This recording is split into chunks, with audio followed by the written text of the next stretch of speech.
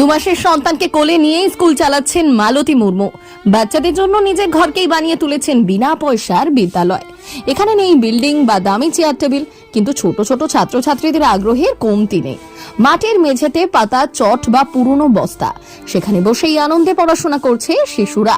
সামনেই একটি সাদা বোর্ড ঝুলছে, সেখানেই নজর সকলের। এই দৃশ্য যেন সিনেমার নয়, বাস্তবের এক বিস্ময়কর অধ্যায়। মালতী মুর্মু পুরুলিয়ার অযোধ্যা পাহাড়ের এক নিভৃত গ্রাম জিলিং সেরিং এর এক সাধারণ গৃহবধূ, কিন্তু তার প্রতিদিনের জীবন অজস্র ছোট ছোট সাহসী পদক্ষেপে তৈরি করেছে এক অসাধারণ কাহিনী। মালতীর বিয়ের আগে পড়াশোনা চলছিল, কিন্তু বিয়ের পরেই তিনি বুঝলেন এই পাহাড়ি অঞ্চলের মানুষ এখনো অশিক্ষার অন্ধকারে ডুবে আছে। শিশুদের স্কুলে যাওয়ার সুযোগ নেই, অভিভাবকেরাও লেখাপড়ার গুরুত্ব বোঝেন না। তখনই মালতীর মনে জাগে এক দৃঢ় সংকল্প, আমি না পারলে কে পারবে। 2020 সাল, পৃথিবী তখন থমকে গেছে লকডাউনে।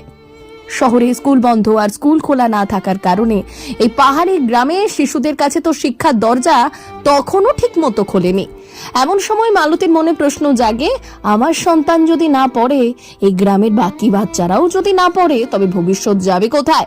প্রশ্নের উত্তর খুঁজতে গিয়ে তিনি নিজেই হয়ে ওঠেন উত্তর। নিজের মাটির বাড়ি, কাদামাটির দেওয়াল, টিনের ছাউনি দেওয়া একটি ঘর।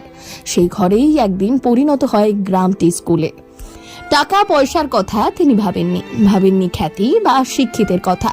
শুধু চেয়েছেন গ্রামের শিশুগুলোর হাতে বই তুলে দিতে, চোখের স্বপ্ন দিতে। মালতীর কোলে এখন মাত্র 2 মাসের সন্তান, নাম খেলোয়াড় মুর্মু। তাকে কোলে নিয়ে শুরু হয় স্কুলের পাঠ। শেখাচ্ছেন স্বরবর্ণ, আবার কখনো শিশুকে ঘুম পাড়িয়ে ছোটদের পড়াচ্ছেন অঙ্ক।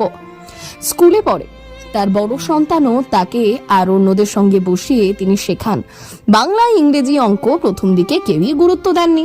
গ্রামের মানুষ সন্দেহ করেছিল, এমনকি স্বামীও বিরোধিতা করেছিল এক সময়।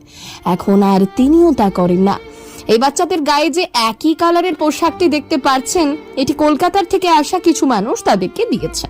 মালতী মুর্মুর স্বামী একজন চাষি, চাষাবাদ করেই তাদের সংসার চলে। উন্নত মানের কোনো যন্ত্রাংশ না থাকার কারণে নাঙল চালিয়ে ফসল উৎপাদন করেন।